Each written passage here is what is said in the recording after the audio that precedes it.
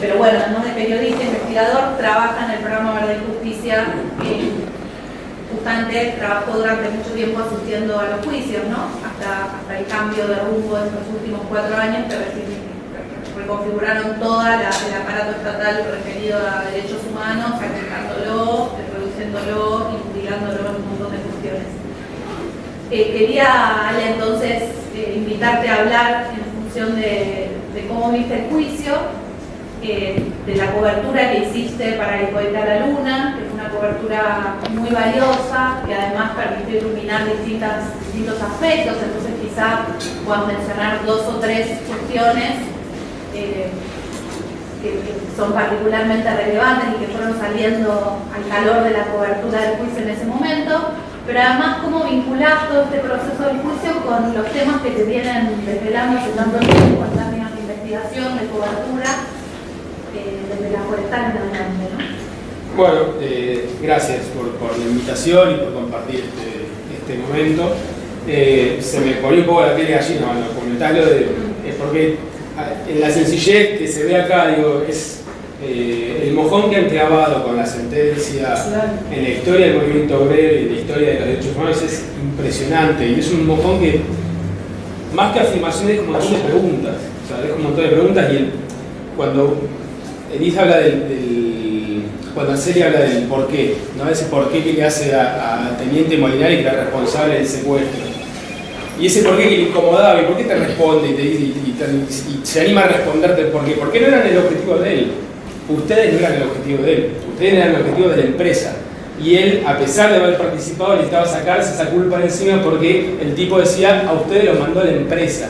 Y esa pregunta, ese porqué que incomodó y que obligó una respuesta, por eso la importancia de la lucha de ustedes, o sea, las mujeres que se quedaron no solo manteniendo el hogar, no solo cuidando a los chicos, sino que además generando un montón de pruebas, que no se rompieran esos puentes, que no se rompiera esa lucha, y que hoy tiene una utilidad enorme en el juicio.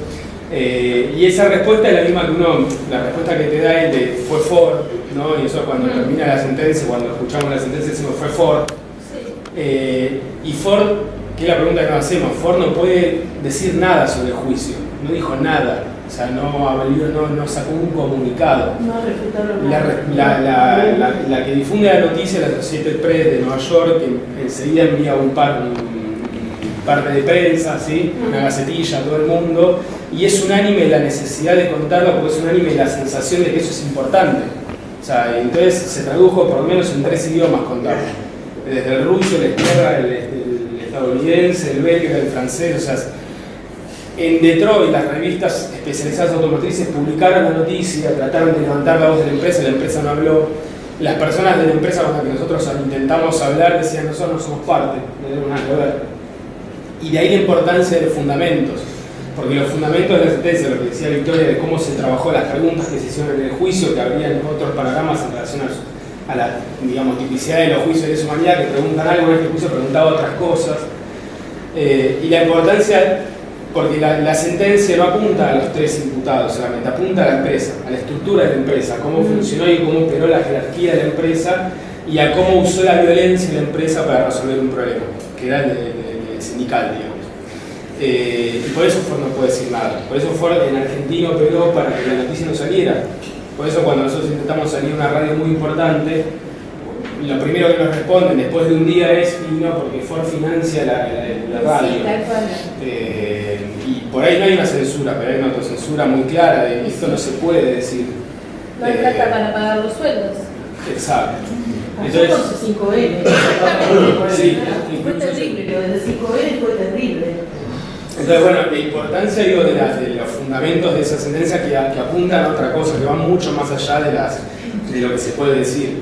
En ese sentido, por ahí una de las preguntas claves en cuando hicimos el informe de responsabilidad empresarial, incluso que fue surgir y que más inquietud nos generaba, era esto que contaban ellos, o sea, el telegrama que les mandan, y encontrar ese telegrama en las 25 empresas o en la mayoría de las empresas que estudiamos. También nos da cuenta de que había una pregunta sobre el rol de las empresas, sobre las metodologías de las empresas que en general no se hace o no está hecha, y encontrar el rol represivo, esto que contaba Victorio, de bueno, en Brasil hay una oficina donde se encuentran fichas, y efectivamente en todas las empresas encontramos. Entonces la pregunta es, bueno, o es algo espontáneo de cada empresa que le surge porque las relaciones laborales de las empresas tienen muy incorporado eso, o también hay una coordinación o una centralización de la actividad represiva de las empresas. Y parte de esa respuesta la encontramos en los documentos militares, que daban su visión de cuál era el objetivo de ellos y cuál era lo que ellos demandaban de las empresas, pero si uno encontrara el documento empresarial que nos dice cómo ellas pensaban la represión, digo, sería mucho más fácil. Algo encontramos. Por ahí no ha habido documentos claros, pero cuando nos hacemos la pregunta incluso más histórica, ligada de la forestal, uno encuentra la represión de la forestal en el siglo XVIII-XXI, y encuentra metodologías muy parecidas, la forma en que secuestran y torturan a los trabajadores en presencia de los patrones, la forma en que los patrones señalan a los trabajadores que tienen que ser, o cómo financian las fuerzas represivas. La Asociación del Trabajo en los años 20 es una coordinadora represiva, básicamente. O sea, que tiene planteado el problema de cómo resolver la inquietud del trabajo. Por ahí algo aprendieron y no armaron una asociación en los 70 para resolver eso, pero tenía una práctica incorporada que cuando se les da la oportunidad de utilizar el terror, enseguida lo hacen y apuntan. Por eso ustedes digo, era el objetivo de la empresa, y ahí me parece que lo rico del juicio, lo rico de la lucha de ustedes era, digamos, descubrir eso y hacer nuevas preguntas en relación a cómo mirar las empresas, o las relaciones laborales de las empresas. Me parece que eso era lo más destacado.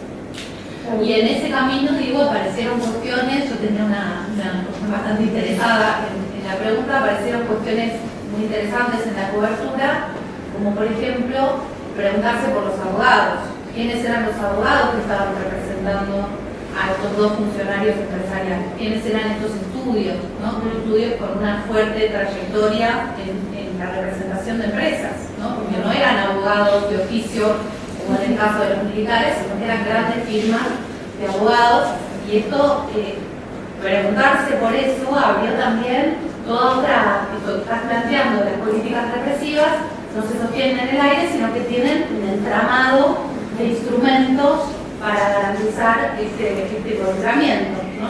Entonces, los abogados en su momento en el directorio y los abogados en el juicio también. Entonces, creo que además, más allá de tu participación central en el grupo de responsabilidad, que hablaba al comienzo, se sumaron más compañeros como Andrea Copani del grupo de responsabilidad, que no estaba al comienzo cuando hablamos de eso, que también bienvenida. Somos varios los investigadores, más allá de toda esa trayectoria de la cual hablamos al comienzo de investigación, me parece que también la conexión con cómo difundir, cómo empezar a abrir algunas preguntas respecto de qué es lo que se está jugando en ese tribunal, poner el foco sobre algunas figuras que siempre quedan como de costado, ¿no? Uno no las llega a ver, parece que son Müller y Sibilla, en realidad el centro de la escena. Esta cobertura permitió iluminar otros resquicios, otras cuestiones, permitió también encontrar actas que trajeron fuentes nuevas. Ustedes fueron mucho más atrás, sí, mucho más atrás, porque la punta del iceberg, tuve la suerte de poderlo leer todo a la orilla del río, y me quedó tan grabado que la nota que hiciste vos y vos representante, de la historia del fondo, de toda la vida, de mucho más atrás, ¿no? Te das cuenta de que te estoy hablando.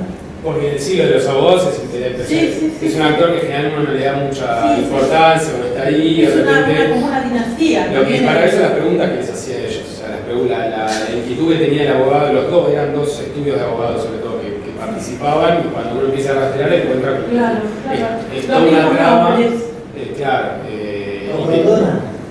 No, sí, no solo el doctor, sino Ayuso, Molet. Uno encuentra que esos estudios están no era el mismo estudio que se ponía, pero sí que había conexiones entre los abogados, entre distintos estudios que conectaban con el directorio del foro. Yo tengo entendido que hombre trabajó mucha gente con el estudio Farrell, que yo tenía de la lista, y Ford tenía el estudio Farrell, y ellos lo manejaron muy bien a eso. Con respecto a lo que vos decís, por ejemplo, al tema, digamos, de qué forma estaba, de verdad, que pudo, el 5N también la chica no pudo sacar nada afuera porque era la que bancaba ahí la cosa.